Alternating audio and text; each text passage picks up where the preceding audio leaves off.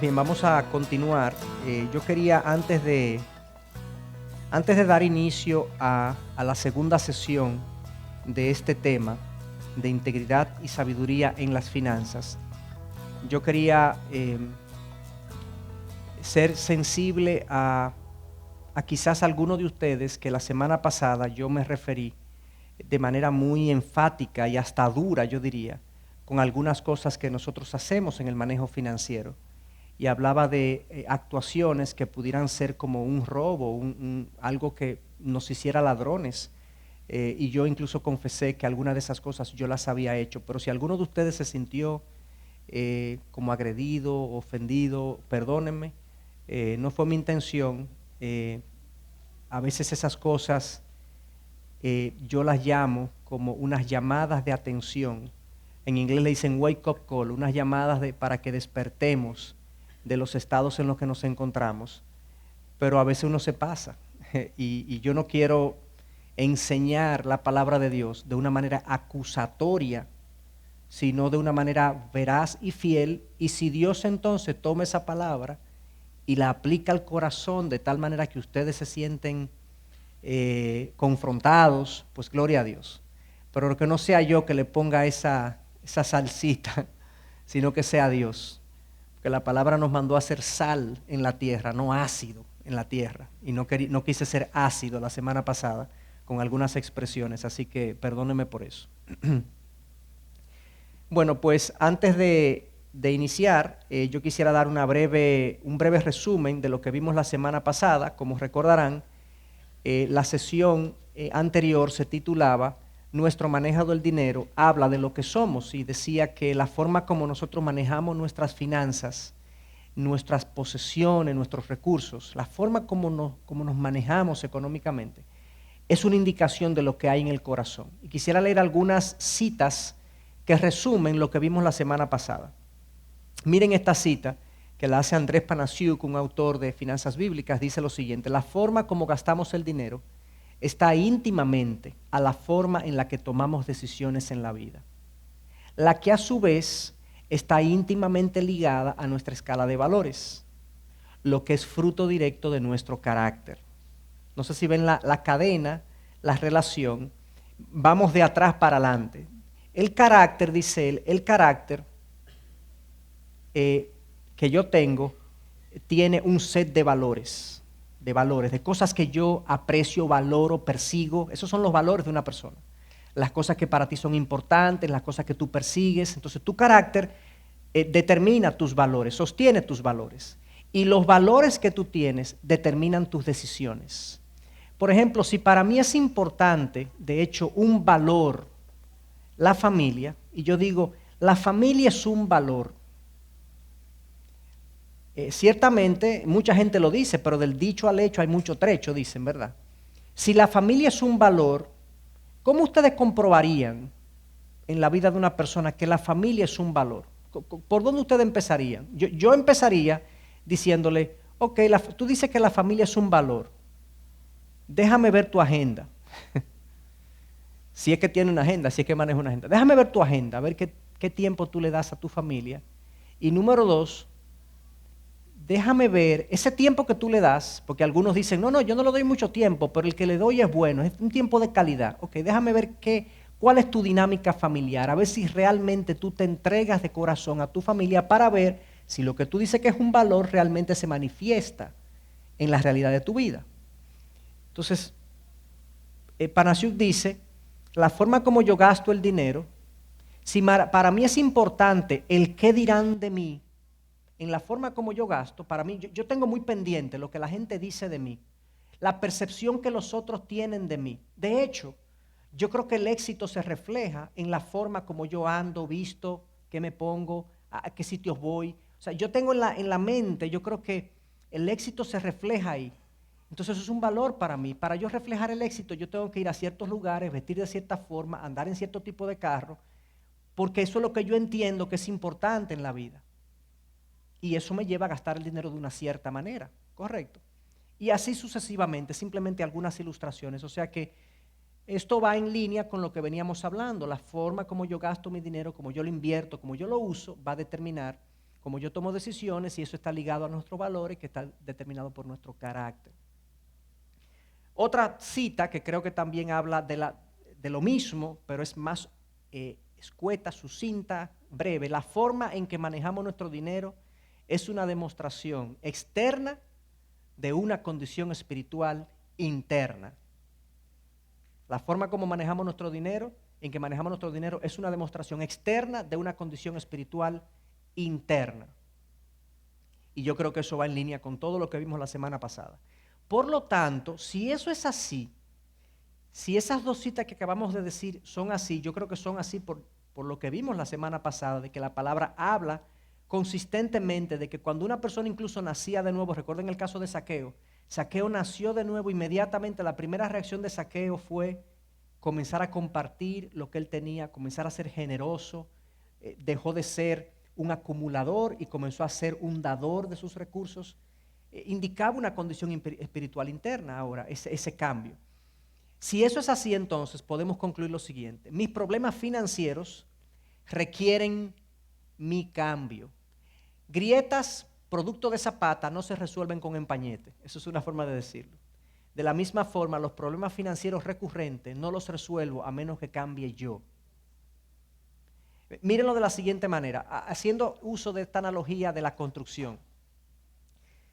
Si uno ve una pared agrietada, para uno que uno no es técnico, el que no es ingeniero, digo para uno el que no es ingeniero, la ve y uno atina inmediatamente a decir, no, eso es lo que hay que ponerle un poquito de masilla, llámate un pintor, ponle un poquito de masilla y pinta eso. Tú haces eso y a los 4 días la grieta vuelve y sale. Oye, entonces tú dices, oye, pero ese pintor es un chapucero. Ese pintor es un chapucero porque mira cómo está la grieta que él tapó. Seguramente usa una porquería de masilla, ¿verdad? Y vuelvo y traigo al pintor o traigo otro pintor y le digo, mira, cómprame una masilla buena porque ya vino un pintor y tapó eso. Y viene otro pintor con una mejor masilla y hace el trabajo y a los 4 o 5 días está la misma grieta. Me dice, oye, me parece que este país la gente no sirve, yo te digo a ti. Lo va a tener que hacer uno el trabajo, ¿verdad? No, pero finalmente consultamos a un ingeniero y el ingeniero viene y te dice, no, es que eso es una grieta. O sea, el grosor de esa grieta, lo que hay, evidentemente hay una indicación de que hay un problema de Zapata, de que si tú no corriges, tú tienes que reforzar una viga, algo, una columna, algo pasó aquí que está produciendo esa grieta consistente que viene de abajo. De la misma forma, cuando nosotros vemos personas que están de manera recurrente enfrentando situaciones de déficits, de deudas, nunca le da lo que ganan para sostenerse. Hay tensiones constantes en la casa para poder cubrir las necesidades o tensiones constantes con la familia en cuanto al manejo del dinero y eso se mantiene en el tiempo y van a consejería y uno le dice, bueno, pero vamos a hacer lo siguiente, pues, ¿por qué tú no te abres una cuentecita de ahorro? Pon ahí lo que tú entiendes que la casa necesita y tú lo otro, eso es como una especie de masillita que tú le pones, pero tú no profundizas con la persona y tú le dices, fulano, es que tú tienes un problema en tu corazón, de que tú crees que el dinero es lo que te da valor y por lo tanto tú siempre estás tratando de vivir por encima de tus posibilidades porque tú quieres declarar algo al mundo por medio de tu estilo de vida. De que a ti te ha ido bien, de que tú estás bien, de que tú eres igual que los otros, y cosas así, u otras cosas, pero hay un problema de Zapata en tu carácter que se está manifestando en la forma como tú gastas el dinero y que nunca te da lo que tú tienes. Entonces, los problemas financieros, fíjense ahí que dice, recurrentes, porque honestamente, hermanos, cualquiera cae en un hueco financiero un mes, o sea, no conocemos los palos de los carros, ¿verdad? Me dio un palo el carro, nadie estaba contando con eso, pero la transmisión se le dañó y hay que gastar 30,000 pesos en la transmisión, ¿verdad? O se me enfermó un hijo, o se me enfermó el papá y no lo tengo en el seguro, porque los viejos no lo cogen en los seguros ya. Entonces hay que hacer un serrucho, y yo no estaba contando con eso, porque la realidad es, hermanos, que la mayoría de nosotros vive lo comido por lo servido, o sea, vivimos lo que entra es lo que sale. Y estamos ahí, entonces cualquier cosa que disloca ese equilibrio produce un problema. Entonces hay situaciones que son razonables y que hay que esperarlas, porque son parte de la vida, Pero cuando yo veo una persona o una familia que recurrentemente está en una situación financiera, yo tengo que decir, aquí hay un problema de fundamentos de esa pata que está produciendo, hay una toma de decisiones incorrectas en la zapata de la familia que está produciendo un déficit recurrente, una deuda recurrente que no se resuelve. Entonces, por eso es que mis problemas financieros, si se van a resolver, los recurrentes, requieren mi cambio. No es simplemente que yo entienda más finanzas y que yo entienda, no, sino que yo entienda la dinámica de mi corazón que genera esos problemas financieros en los que yo estoy consistentemente envuelto. La única manera entonces de mejorar nuestra situación económica actual es el movernos hacia un nivel de ideas y valores más altos de aquel nivel de ideas y valores que nos llevó hasta el lugar en el que nos encontramos hoy en día. Tiene que haber un cambio de ideas y valores, tiene que haber un cambio de verdad que me lleve a cambiar en mi forma de tomar decisiones y de yo gastar mi dinero y yo invertir mi dinero y yo decidir lo que hago. Entonces, digamos que ese es el resumen, aplicación de la semana pasada. De ahí entonces, yo quisiera revisar con ustedes hoy 2 principios claves para el manejo financiero. Recuerden que estamos poniendo las grandes piedras primero para luego poner las piedras más pequeñas. Estamos viendo las grandes cosas que determinan los detalles. Entonces yo diría que estos son los principios más globales en cuanto al manejo financiero personal que la Biblia tiene. Y el primero de esos principios claves es el siguiente, y le va a parecer un poco conceptual, porque aquí yo no estoy tratando de ver el detalle de un presupuesto y de dónde pongo mi dinero si me sobra y qué hago para resolver un problema de tarjeta de crédito. Yo no estoy viendo esos detalles, yo estoy viendo los grandes temas que determinan mis decisiones globales para luego ir al detalle más adelante. Lo primero, el primer principio que está clarísimo, esto es como obvio para todos nosotros, lo material no debe ser un fin en la vida de una persona. El objetivo de yo tener no me debe mover en la vida. Yo puedo tener, yo debo tener, porque al final lo material cubre necesidades. Yo debo sostener una familia, tenemos necesidades, tenemos también aspiraciones que son legítimas, pero eso no debe ser el moto de mi vida, el objetivo de mi vida. En múltiples pasajes en la palabra, habla de esta situación del que quiere acumular. Pablo dice, le advierte a Timoteo, el que quiere enriquecerse cae en lazo y trampa y tentación. La persona que quiere ser rica va a tener muchos problemas en múltiples áreas de su vida. Lo material, ese es el primer principio, vamos a profundizar, él no debe ser un fin. Y cuando lo es, se produce un problema en mi manejo económico. Miren este pasaje que ya lo cité la semana pasada, pero no profundizamos en él. Lucas 12:15, Jesús le dice a una persona que le pregunta algo. Déjenme decirle de qué se trata ese pasaje. Escúchenme que se lo quite, pero para que me pongan atención a mí. Jesús está en un momento dado entre los discípulos y un grupo de personas, y hay un individuo que viene y le dice, maestro, dile a mi hermano que comparta su herencia conmigo, o la herencia conmigo. Ustedes saben que desde hace miles de años hay problemas con las herencias, ¿verdad? Las herencias generan problemas. Entonces viene este individuo y le dice, dile a mi hermano que divida la herencia conmigo. Parece que había un problema, él no entendía que estaba correcta la división de la herencia. Y el Señor Jesús le responde de manera le responde como otra cosa, le dice, bueno, ¿quién me ha hecho juez entre ustedes? O sea, yo no tengo que ver con ese problema. Pero ahora él salta a la lección espiritual y le dice entonces, le dice esto. Y les dijo, estad atentos y guardaos de toda forma de avaricia, porque aun cuando alguien tenga abundancia, su vida no consiste en sus bienes. Primero Jesús dice, a mí no me meten en ese lío. Yo no soy juez entre ustedes. De hecho, era válido decirlo porque honestamente, Jesús no tenía ninguna autoridad, ni legal ni espiritual, sobre esa familia. El hermano, que se estaba cogiendo su herencia aparentemente, no le iba a hacer caso a Jesús porque Jesús le dijera, mira, divide las cosas. Jesús dijo, yo no tengo autoridad sobre ustedes, ahora yo sí te puedo decir algo. Y eso fue lo que Jesús discernió en el corazón de este individuo. Tú tienes un problema de avaricia. Aparentemente este individuo estaba reclamando algo que no le correspondía. Y al reclamar algo que no le correspondía, lo estaba llevando a un conflicto familiar. Aquí vemos entonces ahora el deseo de tener, produciendo un conflicto familiar. Y si tú le preguntas a este individuo, que le pedí de Jesús eso, quizás él decía, no, es que mi hermano es un injusto, pero aparentemente él tenía una visión distorsionada y Jesús se la trata de corregir y le dice, estad atentos, y fíjense que es una advertencia general, porque él lo pluraliza, estén atentos y guárdense de toda forma de avaricia, porque aun cuando alguien tenga abundancia, su vida no consiste en sus bienes. Vamos a deshilachar un poco eso. Primero, ¿qué es la avaricia? En términos sencillos, la avaricia es deseo de tener más y más y más.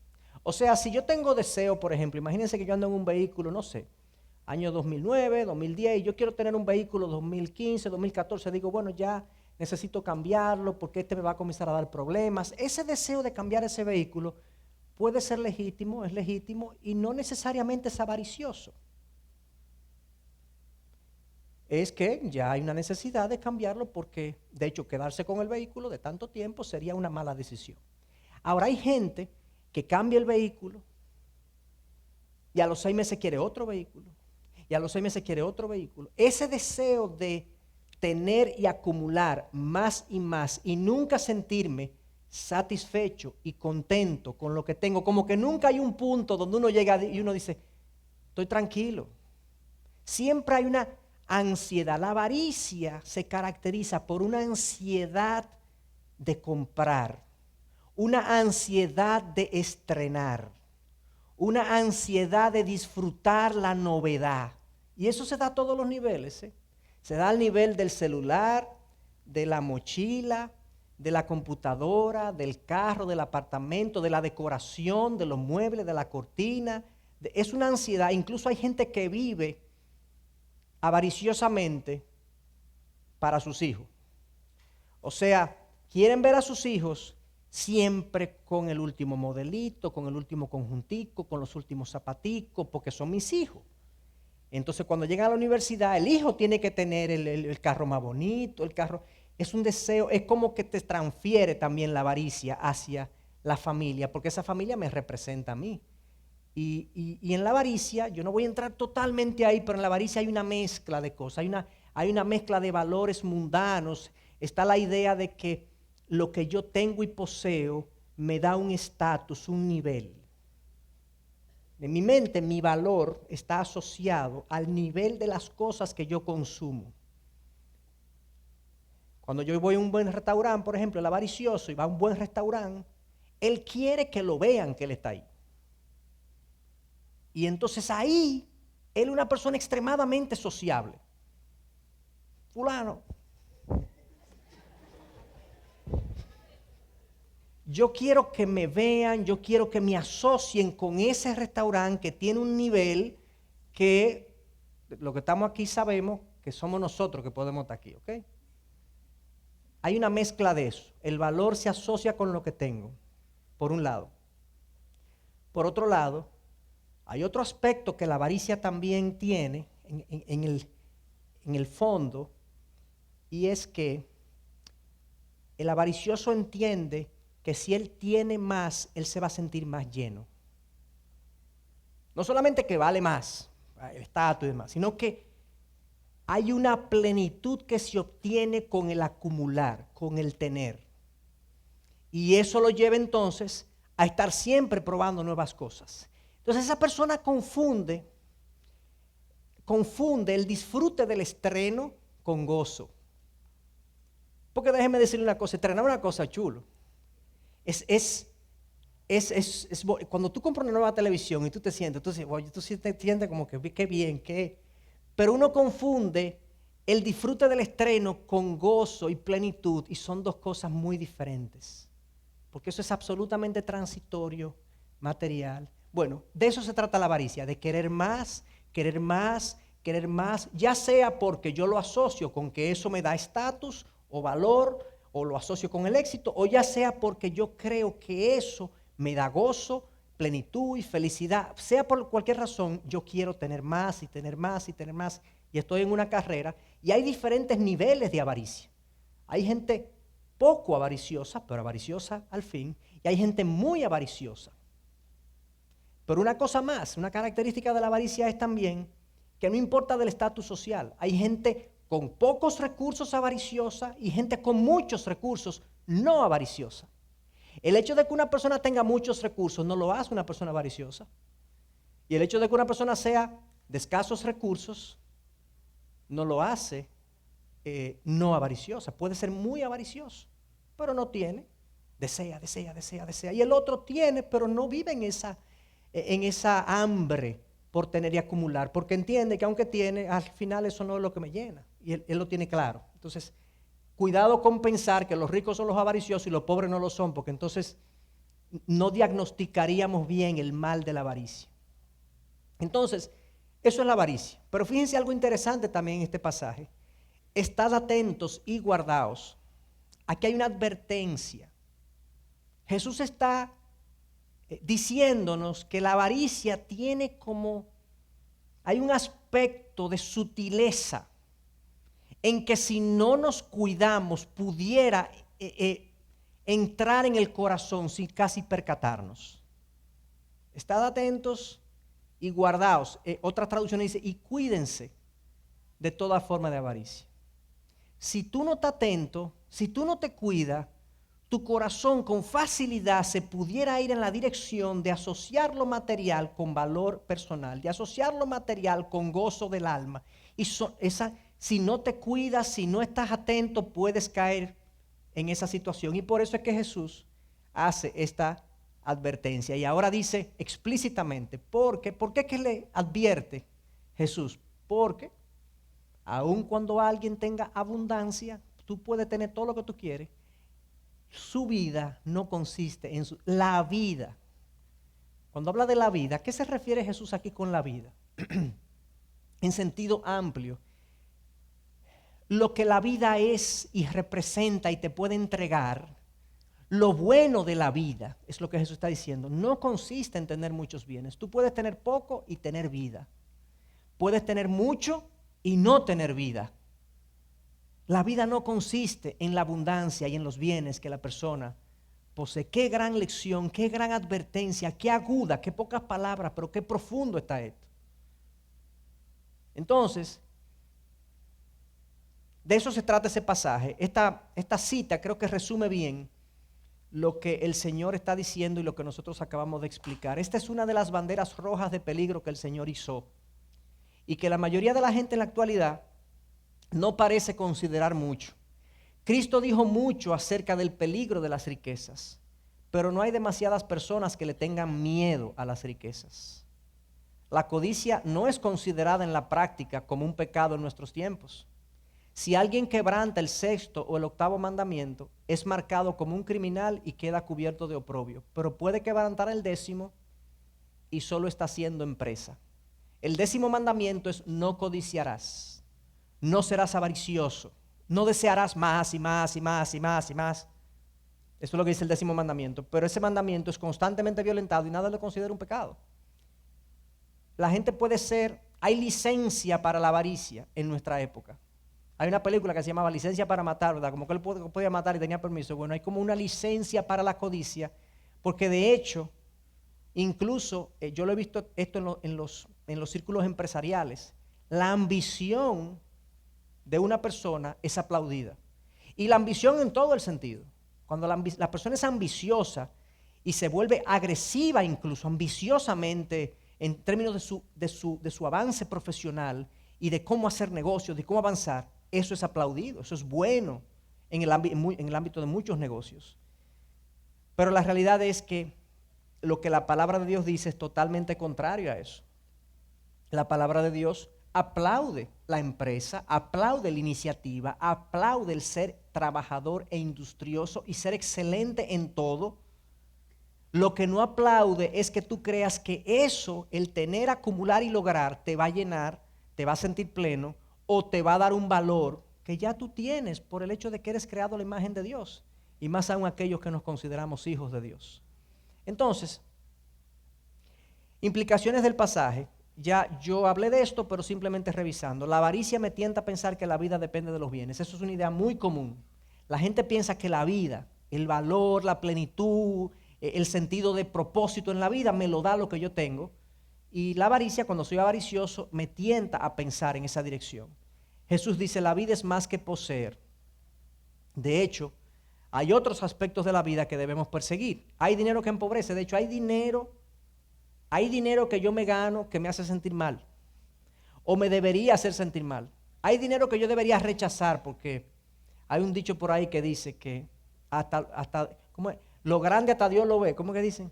Que hay cosas, hay prácticas, hay formas, hay negocios, hay acuerdos, hay dinero que yo no debo tener, que no me corresponde, que no es mío, que no procede, que violenta una norma ética, moral, espiritual de Dios.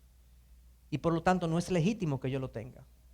Ahí entonces, en este pasaje vemos claramente lo que es el engaño de las riquezas. Ustedes saben que Jesús se refirió en un momento dado, en Mateo 13:22, se habla de que la parábola del sembrador. El sembrador salió a sembrar, dice, y tiró la semilla. Y la semilla cayó en diferentes tipos de terreno. La semilla representa la palabra de Dios. Entonces, la palabra de Dios fue tirada y una semilla cayó en el camino, otra cayó entre espinos, otra cayó en piedra, otra cayó en buena tierra. Hay un terreno de esos, la que cayó entre espinos, que es caracterizado, es la analogía de las espinas, es de las riquezas. O sea, la semilla que cayó entre espinos es la semilla que cae en un corazón avaricioso, en un corazón que quiere riqueza, que quiere acumular, y dice que las espinas ahogaron la palabra. Pero dice algo, dice específicamente, las preocupaciones de este mundo y el engaño de las riquezas ahogaron la palabra. ¿Cuál es el engaño de las riquezas? ¿A qué se refiere Jesús con el engaño de las riquezas? Bueno, básicamente, si la riqueza fuera una persona y diera un discurso, ¿qué ustedes creen que la riqueza diría? La riqueza nos dice hoy en día, yo te puedo llenar, yo te doy valor. Si tú me tienes a mí, lo tienes todo. Si tú me tienes a mí, lo puedes todo. Si tú me tienes a mí, la gente te va a respetar. Si tú me tienes a mí, la gente te va a buscar. Si tú logras tenerme, es porque tú eres capaz. De hecho, si tú me tienes, tú eres más que los demás. ¿No diría eso la riqueza? Eso es lo que la gente piensa. Jesús dice, eso es un discurso engañoso. ¿Por qué? Porque la vida no está en la abundancia. La vida no está en los bienes que se poseen. Y Eclesiastés 5, versículo 1 en adelante, habla el gran sabio Salomón y dice, el que ama la ganancia no se sacia de ganancia. Lo dice uno de los hombres más ricos de la historia. El que ama la ganancia no se sacia de ganancia. Es como el que, creo que hice esa comparación del que bebe agua de sal. La semana pasada la hice. El que bebe agua de sal y cree que se está quitando la sed cuando en realidad se está envenenando. Y cada trago le da más sed. Y mientras más sed tiene, más bebe. Y mientras más bebe, más daño se hace. Así es más o menos la riqueza. El efecto de la riqueza en un corazón avaricioso. Si yo no estoy atento, me guardo y me prevengo de caer en la avaricia de la que Jesús advierte. Entonces, profundizando un poco más en este principio, y ya para pasar al segundo principio, lo material no debe ser un fin. Primera de Timoteo 6:9, claramente, Pablo le dice a Timoteo, pero los que quieren enriquecerse caen en tentación y lazo y en muchos deseos necios y engañosos que hunden a los hombres en la ruina y en la perdición, porque raíz de todos los males es el amor al dinero. Ya vimos ese pasaje la semana pasada, pero no la primera parte. La primera parte, el versículo 9, porque el versículo 10 es la raíz, porque raíz de todos los males es el amor al dinero, pero el 9 Claramente, aquí no hay duda de lo que Pablo quiere decir, esto no está sujeto a la interpretación. El deseo de enriquecerse es tóxico. O sea que el rico está intoxicado. No, yo no estoy diciendo que los ricos están intoxicados, pero si hay un pobre que quiere ser rico, porque es diferente que yo sea un médico de escasos recursos, me gradúo y yo poco a poco logro prepararme, logro formarme, logro una plaza en un buen hospital, logro una buena práctica privada, la gente me reconoce en mi calidad como médico y entonces eso me trae riqueza a yo decir ahí cuando yo estoy arrancando, yo lo que quiero es ser rico. Para dejar toda esta crujía que yo tengo. Eso es lo que yo quiero. Quiero ser rico. Pablo dice, ese deseo te va a meter en muchos problemas. Te intoxica el alma. Y fíjense lo que dice. Cae en muchos deseos necios y dañosos. O sea, tú vas a comenzar ahora a desear cosas. Por ejemplo, cuando yo quiero, un ejemplo sencillo, yo quiero ser rico, yo tengo ese deseo, ese apetito de ser rico por cualquier razón, porque yo creo que eso me va a llenar o porque yo creo que eso me va a dar un respeto, pero el asunto es que yo ahora comienzo a seleccionar a mis amigos y a mis relacionados, porque tú sabes que si tú quieres ser rico, tú te tienes que rodear de la mejor gente, entre comillas, comilla grande. Entonces yo ahora tengo, oigan lo que yo tengo, ahora yo tengo un deseo, a ver si no es un deseo necio. Yo no tengo deseo de juntarme con gente que me edifique, con gente que me aporte, con gente que tenga una buena familia, con gente con hombres fieles, con mujeres piadosas. No, yo tengo un deseo de juntarme con gente rica. Porque yo me tengo que codear con la gente rica, porque yo asocio que eso me va a permitir escalar. Eso es un deseo necio. Y así como ese, hay muchos deseos necios y dañosos que provienen de mi deseo de enriquecerme. Y Pablo dice, eso hunde a los hombres en ruina y en la perdición. Muchos hombres comenzaron con el deseo de ser ricos y lo lograron y perdieron su familia en el intento. Tienen mucho dinero, no tienen con quién disfrutarlo.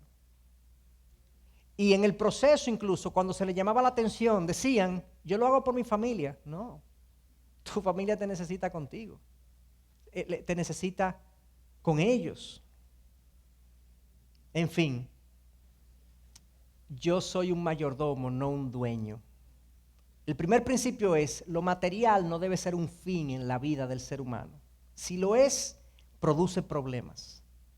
Produce daño, produce toxicidad hacia el alma y hacia los demás, produce destrucción. Lo segundo es que yo soy un mayordomo de los bienes que poseo o que administro y no un dueño.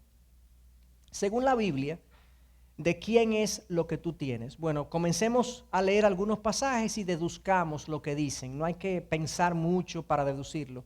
Del Señor es la tierra y todo lo que hay en ella, el mundo y los que en él habitan. El Señor dice, mía es la plata, mío es el oro, declara el Señor de los ejércitos. Además, la tierra no se venderá en forma permanente. Eso fue una parte de la ley judía, no es para ahora, para nosotros. Pues la tierra es mía, porque vosotros sois forasteros y peregrinos para conmigo. Claramente, y estos son tres, voy a poner más, pero estos son muestras de múltiples pasajes que hay de este principio. Dios es el dueño de todo.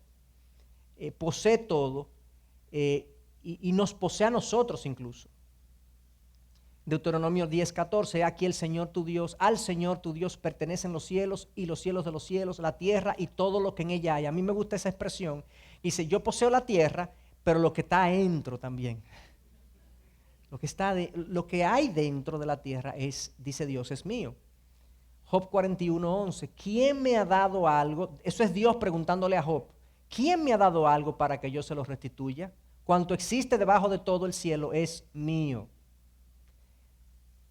Y el Señor le dice a David, si yo tuviera hambre, no te lo diría a ti, porque el mundo es mío y todo lo que en él hay. Wow. Incluso la capacidad de yo hacer riquezas. Mira lo que dice el Señor en Deuteronomio 8. Mas acuérdate del Señor tu Dios, porque Él es el que te da poder para hacer riquezas, a fin de confirmar su pacto, el cual juró a sus padres, como en este día. Además dice 1 Samuel 2:7, el Señor empobrece y enriquece, humilla y también exalta. Wow. Una y otra vez. 1 Corintios 6:20, pues por precio nosotros habéis sido comprados. Por tanto, glorificad a Dios en vuestro cuerpo y en vuestro espíritu, los cuales son de Dios. O sea, le pertenecemos a Dios aquí primero por creación y luego por redención. O sea, Dios nos creó y por tanto Él es nuestro dueño. Dios nos redimió y nos compró por sangre y somos nuestro dueño. Aquellos que hemos puesto nuestra fe en Cristo, aquellos que nos hemos sometido a su señorío en nuestras vidas y somos sus hijos, somos posesión especial de Dios. Entonces, cuando uno ve todos esos pasajes, uno dice, bueno, ¿y qué yo tengo? Bueno, la conclusión es, yo no tengo nada realmente. Técnicamente uno no tiene nada. O sea, yo no tengo la titularidad. Yo puedo tener un título humano que me dice que yo tengo un pedazo de tierra, un apartamento, no sé cuánto, pero al final, en último caso, en la propiedad cósmica de las cosas, yo no tengo nada. Y entonces me encuentro con este pasaje que dice que el ser humano, como salió del vientre de su madre, desnudo así volverá, yéndose tal como vino. Nada saca del fruto de su trabajo que pueda llevarse en la mano. ¡Ay, qué verdad! Nada. Yo no me llevo nada. Ustedes conocen la historia del individuo, de la persona que le dice a su familia que su último deseo, bueno, uno de sus últimos deseos, es que lo entierren con todo lo que él posee. Y de hecho, uno se ríe, pero los faraones egipcios en la antigüedad entendían que tus posesiones y tus servidores te seguían. Y por lo tanto lo enterraban con tesoros y lo enterraban con esposas y lo enterraban con siervos. Óigame usted, a ver, o sea. Y se enterraba un grupo de gente para que sirviera y honrara y estuviera con el faraón que se fue adelante o se murió. Y lo enterraban con copas y con oro y monedas. Bueno, este individuo le dice a su esposa que él quiere que lo entierren con todo lo que él posee. Y el individuo fallece, muere. Y gente sabía que él tenía este deseo. Y hay una persona que se acerca a la esposa y le pregunta, bueno, ¿y cómo tú al final, qué se hizo con ese deseo, esa petición? Ustedes saben que a una persona falleciente no se le niega ningún deseo. Entonces ella dijo, sí, no, yo claro, yo lo honré. Y, ay, ¿cómo tú lo honraste ese deseo? Bueno, yo le hice un cheque y se lo puse en la caja de todo el dinero que él posee, todo su patrimonio, para que lo cobre. En realidad, es una manera, no es una historia real, es una ilustración.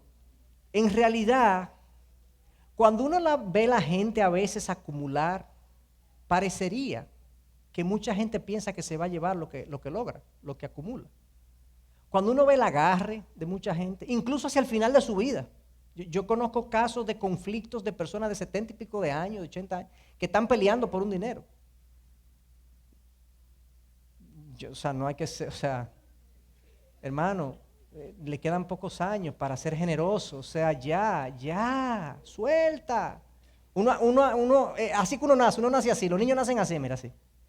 Y uno se pasa la vida tratando de que el niño abre, comparte.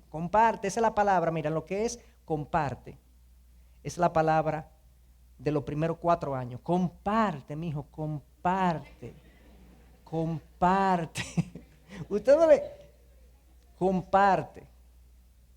Y esa es la palabra del papá. Y en la palabra del niño preferida es no. Ven, no, vete a bañar, no, ven para acá, no, ven, acuéstate, no, cámbiate, no. Todo es no. Y uno es comparte.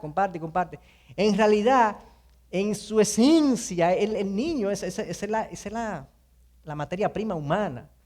Nosotros somos acumuladores por naturaleza, nacemos así, somos egoístas por naturaleza. Los científicos humanistas que no creen en el Señor, no creen en la naturaleza humana que la Biblia dice, no, eso es instinto. Bueno, es un instinto egoísta, decimos nosotros. Sí, es un instinto egoísta. Porque ¿por qué el niño no nace queriendo compartir? No, él nace así. Entonces, pero como les decía, muchas personas, uno lo ve en su práctica diaria, en sus esfuerzos laborales, y yo quiero hacer un paréntesis que siempre lo hago a lo largo de esta. Parecería que nosotros estamos enseñando que el dinero no vale, que no tiene importancia, que lo debemos sencillamente malgastar. Ustedes se van a dar cuenta que a lo largo de nuestras sesiones, eso no es lo que estamos diciendo y tampoco se estamos abogando por una mediocridad en las cosas que hacemos, en los negocios que hacemos, en las profesiones que tenemos. Al contrario, nosotros estamos llamados a ser excelentes y tratar de hacer lo mejor que podamos con los recursos que Dios nos ha dado como profesionales, como individuos y las posesiones que tenemos. Pero de ahí a poner mi fe, mi esperanza y mi búsqueda principal de la vida en lo material hay cosas muy diferentes. Entonces, ¿qué yo tengo? Nada. Y si yo no tengo nada, entonces yo lo que soy, bíblicamente hablando, es un mayordomo. Y vamos a definir lo que es esa palabra mayordomo. Ese es el concepto bíblico de lo que yo hago con lo que yo tengo. Yo soy un mayordomo. Miren cómo lo dice Salmo 8, que es un pasaje de múltiples, hablando del ser humano. Esto es hablando del ser humano. Dice, sin embargo, lo has hecho un poco menor que los ángeles, al ser humano, y lo coronas de gloria y majestad. Tú le haces señorear sobre las obras de tus manos. Todo lo has puesto bajo sus pies. Eso es hablando del ser humano. David está diciendo ahí, inspirado por el Espíritu Santo, el ser humano es un poco menor que los ángeles. ¿En qué sentido? Nosotros sabemos que nosotros tenemos menos poder que los ángeles.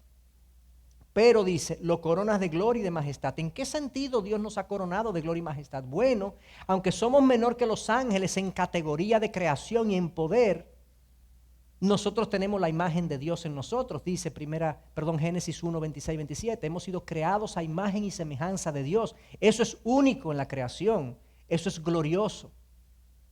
Nuestras facultades humanas, la facultad de oír, de escuchar, de comunicarnos, de amarnos, son facultades divinas. No es que somos dioses, es que fuimos creados a la semejanza de Dios. Y en ese sentido, hemos sido coronados de gloria y de majestad.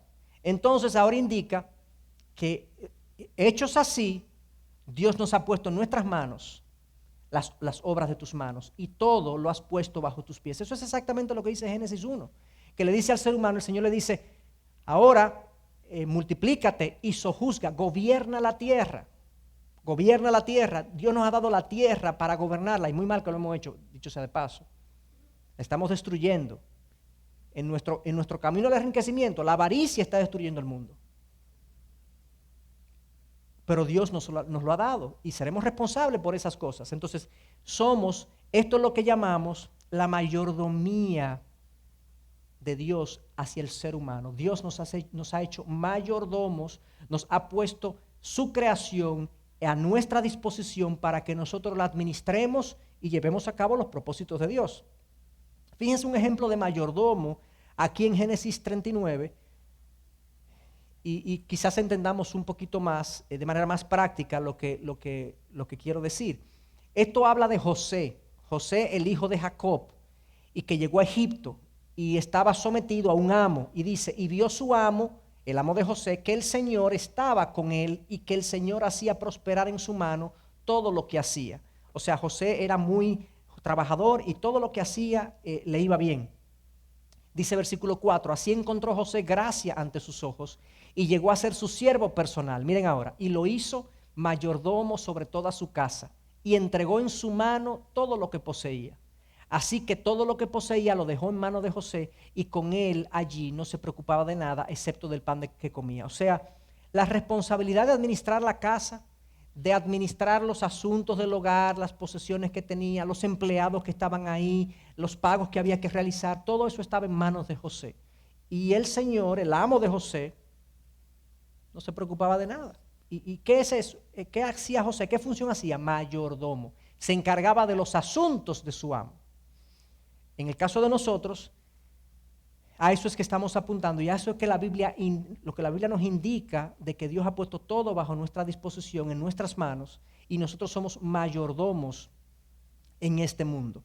Ese hecho tiene implicaciones prácticas. Porque yo digo, bueno, si somos mayordomos, ¿y entonces qué? O sea, ¿y entonces?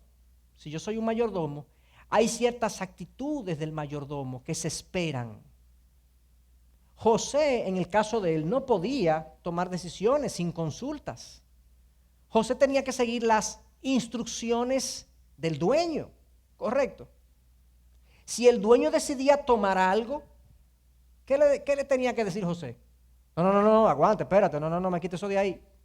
¿Qué pasa, José? O sea, es el dueño que lo está pidiendo, tú no puedes. O sea, el mayordomo, entendiéndose mayordomo, hay ciertas actitudes y formas de actuación en cuanto a lo que administra que se esperan de él.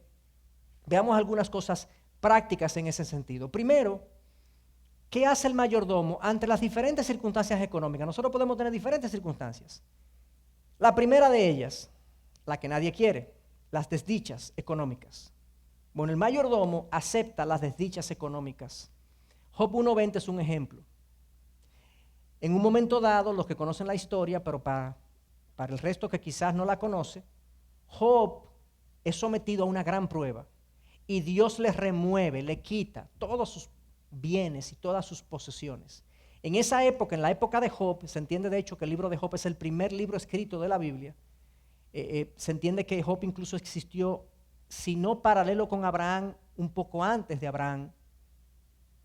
Y hay muchas indicaciones en el propio libro de que Job, el tiempo de Job era muy, muy atrás.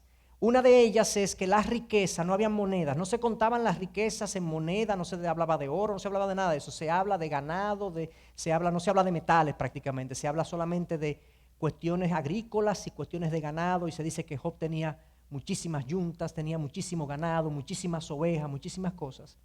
Bueno, todo eso le fue removido, y en un momento dado, cuando vienen y le informan los siervos de Job, Job, que tal tribu vino y te robó los caballos, que tal tribu vino los camellos, que tal tribu vino y te robó las ovejas, que tal tribu vino y te robó Nos dice el texto que Job se rasga su vestidura como una señal de duelo, pero al final él concluye y dice, Jehová dio, Jehová quitó, bendito sea el nombre del Señor. ¿Se dan cuenta la actitud del mayordomo? Pero él le queda. Y si el que da quiere quitar, yo no tengo que cuestionar nada. ¿Verdad? Eso no quiere decir que uno pase por un momento de, óyeme, qué pena, que sí, eso es válido, nosotros no somos robots, tenemos emociones. Pero en el fondo hay una quietud, que es la actitud del mayordomo, porque el dueño decidió hacer otra cosa con los bienes. Fue el dueño que decidió hacer otra cosa con los bienes que tenía Job. Y entonces, el mayordomo, lo primero que hace ante las desdichas económicas, él no dice, primero, nosotros sabemos que una desdicha económica no es una indicación de que Dios no me ama. ¿Estamos de acuerdo? Dios me puede amar en medio de las desdichas económicas. Y quizás la desdicha económica es una evidencia de su amor, porque Él está tratando conmigo. Quizás yo tengo un problema de avaricia, quizás yo tengo un problema de idolatría con el dinero.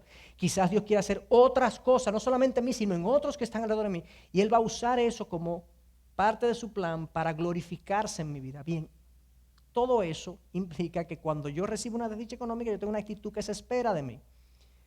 Pero otra cosa, el mayordomo, el éxito ajeno no le afecta.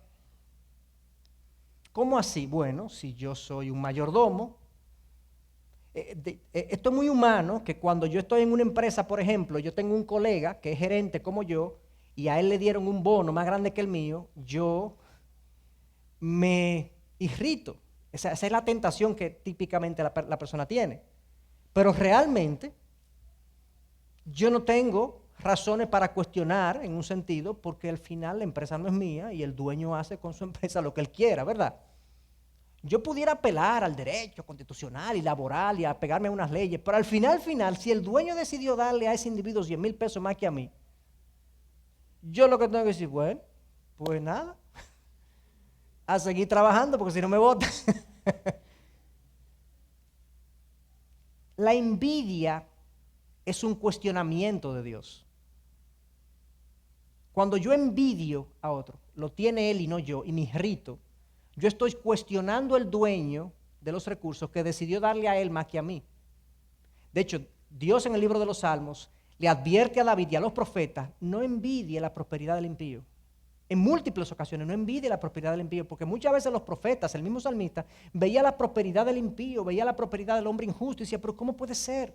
Y yo decía, hey, yo sé lo que estoy haciendo, yo soy el dueño de este asunto y aquí yo soy el que distribuyo. El éxito ajeno no me afecta. De hecho, el yo sentirme mayordomo me libera para yo disfrutar el éxito ajeno.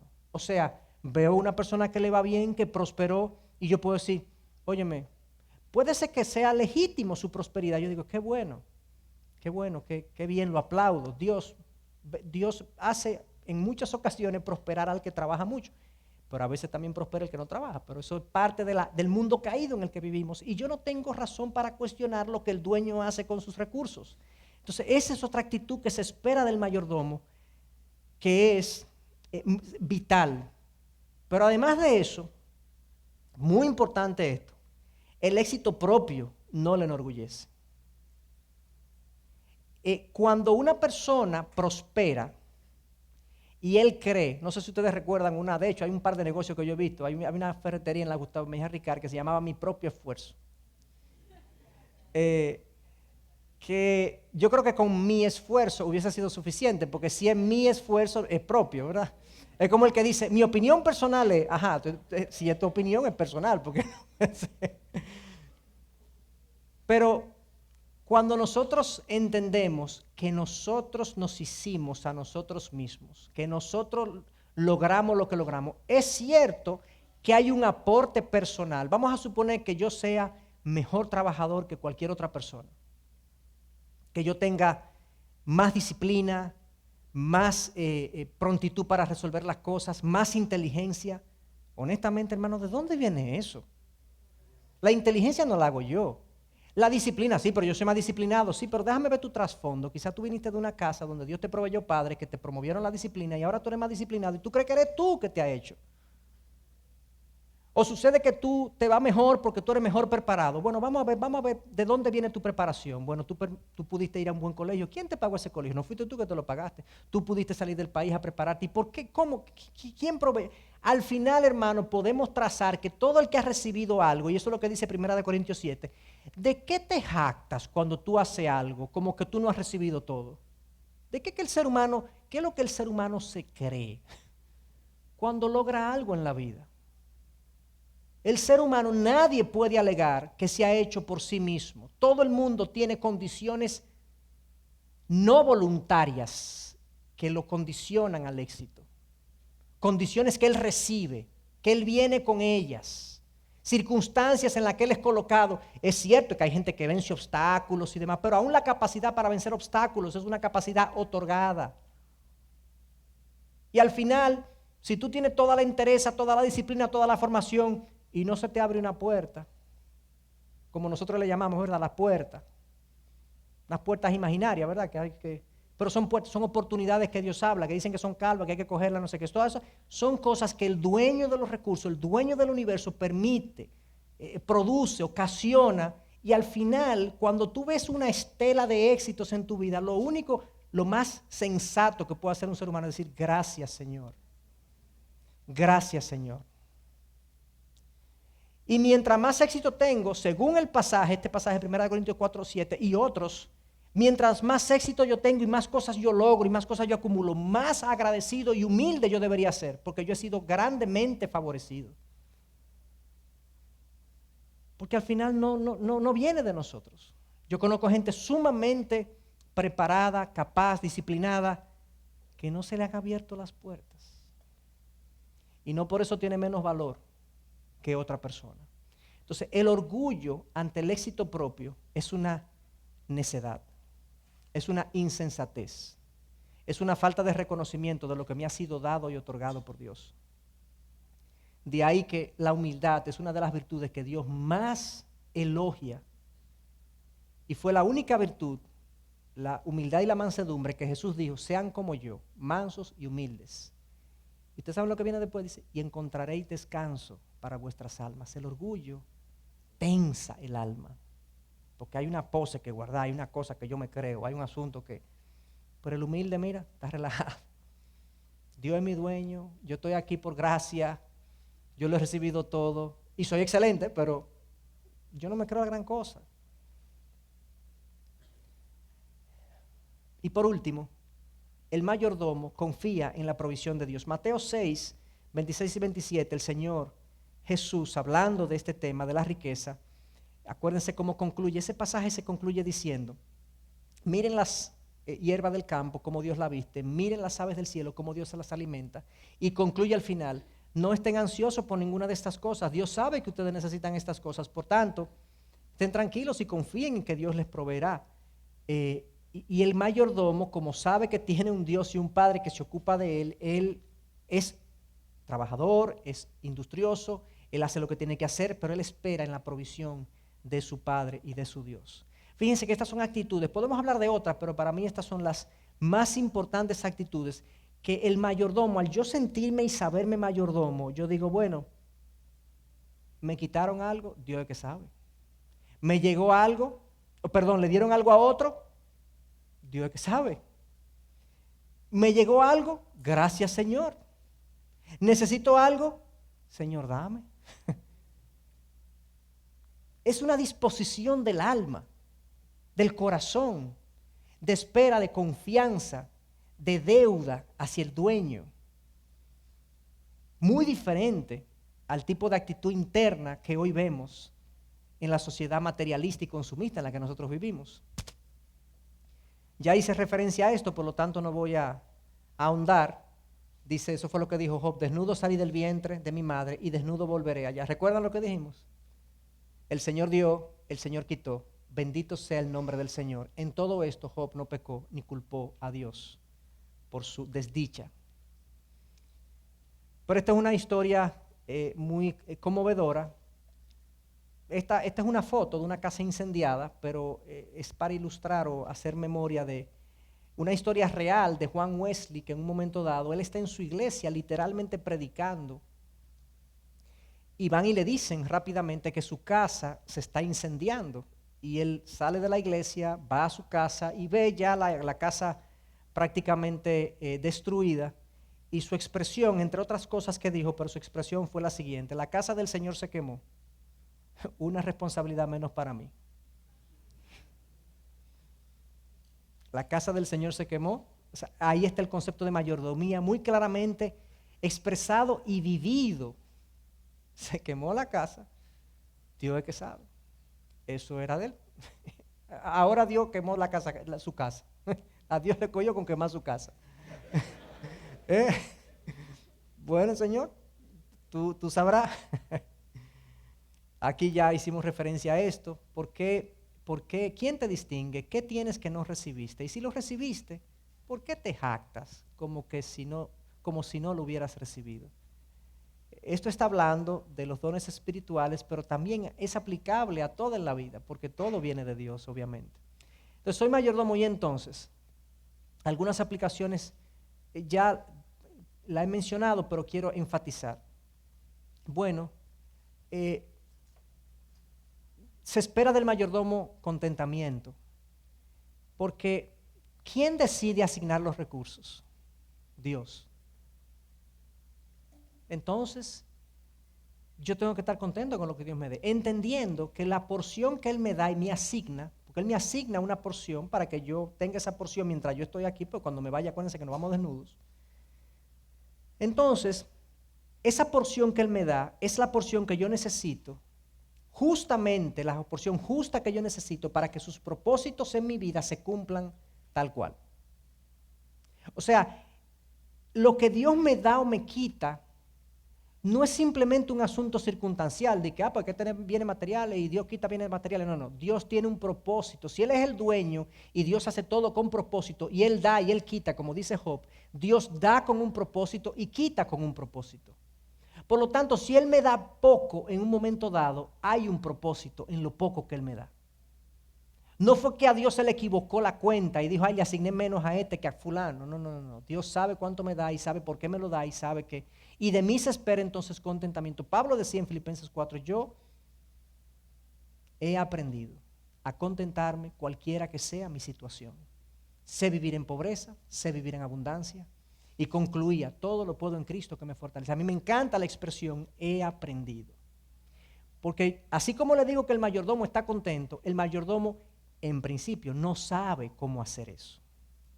Pablo dice en Filipenses 4, he aprendido. Así que a veces Dios tiene que someternos a nosotros a una serie de circunstancias donde yo aprenda a estar contento con lo que Dios me da, con lo poco que Dios me da.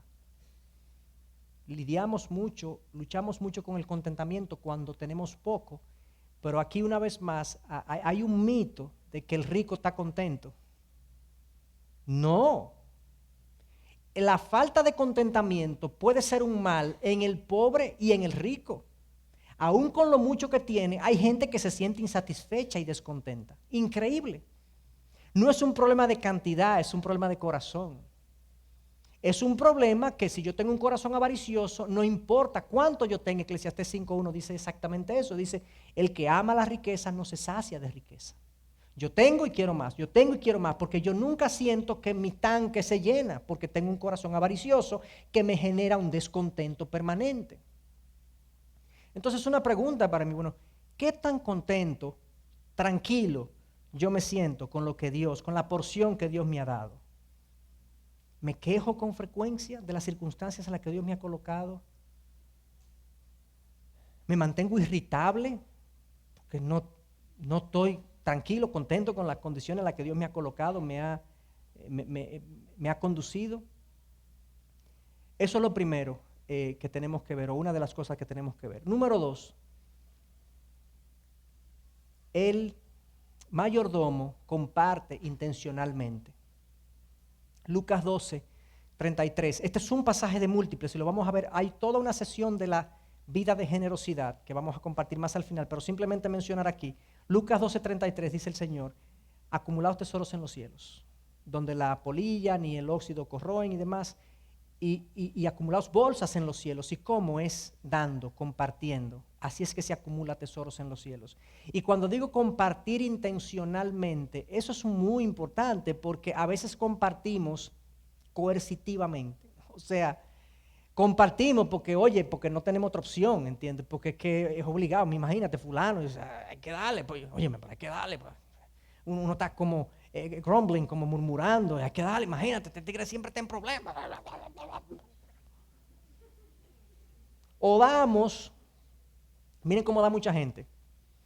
Ingreso tanto, entonces tengo gasto de tanto, gasolina de tanto. No necesariamente todo el mundo tiene esa organización, pero imagínense que la gente tuviera esa organización y gana tanto y gasta tanto, línea final, si me sobra doy. Eso es lo que se llama compartir residualmente. Si hay un residuo positivo abajo, que normalmente no lo hay, en el 99% de los casos no sobran. O ustedes me dirán a mí, ¿a quién le sobra cuarto aquí? No sobra, normalmente no sobra, o si sobra es muy poquito. Si yo no pongo la partida del compartir más arriba en mi presupuesto, yo nunca voy a compartir. A eso yo le llamo compartir intencionalmente. Es un valor que uno dice, el compartir y el ser generoso combate la avaricia. Y yo voy ahora a ponerlo arriba, más arriba, en mis partidas de erogaciones. Y yo voy a compartir. Y si no sobra, si falta, que falte para el cine, pero no para dejar de dar. Eso es compartir intencionalmente. Y número 3, mis decisiones económicas las dirige la palabra. Y de eso, de hecho, que vamos a hablar la semana que viene. Si nosotros somos mayordomos, hermanos, o sea, yo tengo, imagínense que todo lo que tú posees es el 100% de lo que Dios te ha dado. Es como un pie, una especie de porción, 100%, una bola de recursos. Bueno, ¿cómo yo asigno esa bola de recursos? Eso no soy yo, yo no soy dueño. ¿Cómo quiere el dueño que yo lo haga? Esa es la pregunta del mayordomo. Señor, imagínense a José tomando decisiones sin consultarlo con su amo. Imagínense un mayordomo que toma decisiones de manera inconsulta. Y puede ser que yo no tenga que pedirle permiso a Dios para comerme un helado. De eso no es que estamos hablando. Pero las grandes decisiones económicas de la vida, las líneas estratégicas de cómo yo me manejo económicamente y financieramente, tienen que estar determinadas por los principios de la palabra. Y claro que hay un espacio para comerme un helado con mis hijos, claro que hay un espacio para entretenerme, eso es parte de la vida y Dios quiere que disfrutemos las cosas. Pero hay aspectos en el manejo que tienen que estar muy claros. Eso de hecho es parte de las prioridades de la vida, las prioridades de Dios. Pero tengo que tener un equilibrio en las cosas que hago y tienen que estar alineados con la palabra. De hecho, el mayordomo tiene que saber que, miren esto, ahora bien, además se requiere de los administradores, la palabra ahí es mayordomo, hay traducciones de hecho mayordomo que dice así, que cada uno sea hallado fiel, o sea, Dios pedirá cuentas. Se requiere que los mayordomos sean hallados fieles ante las cosas que administran. La pregunta para el mayordomo, ya y con esto concluimos, ¿qué quieres, Dios, qué quieres que yo haga con tus recursos? ¿Qué es lo que tú quieres que yo haga con tus recursos? Esa es la pregunta básica del mayordomo.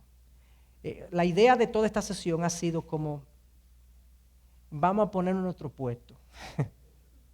Vamos a entender dónde que nosotros estamos en la jerarquía de recursos en el universo, en la tierra. Entendamos que nosotros no estamos arriba, estamos aquí. Dios está arriba, Dios es el dueño, Dios es el propietario y Él nos asigna recursos para que nosotros los administremos. Si nosotros tenemos una real actitud de mayordomos, eso va a cambiar mi reacción ante las desdichas, mi reacción ante el éxito ajeno, mi reacción ante el éxito propio, mi reacción ante la forma como yo manejo mis recursos.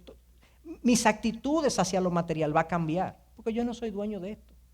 Yo vine sin nada, dice Eclesiastés, y Job, me voy sin nada. ¿Y qué es lo que yo me creo? Eso va a cambiar mucho, esa perspectiva va a cambiar mucho la manera como nosotros tomamos decisiones en la vida. Entonces, la semana que viene veremos más detalle de eso. Estos son los dos principios que vimos hoy. Lo material no debe ser un fin en sí mismo. Acuérdense que no llena, no suple lo que el hombre necesita. Y por último, soy mayordomo, no dueño. Entonces, pidámosle al Señor que nos dé esa actitud, esa disposición. Hay una especie de, cuando estas cosas uno comienza a verlas por primera vez, o quizás uno la ha visto, pero no la ha incorporado, hay como una especie de desintoxicación que uno tiene que experimentar, porque el dinero y las posesiones ejercen una presión atractiva.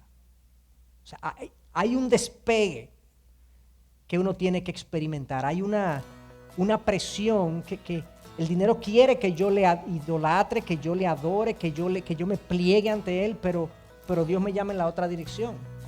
El dinero quiere que yo piense que yo soy su dueño cuando realmente Dios es el dueño. Entonces es un proceso que Dios tiene que hacer un cambio en nuestros corazones hacia la disposición que tenemos hacia los recursos materiales.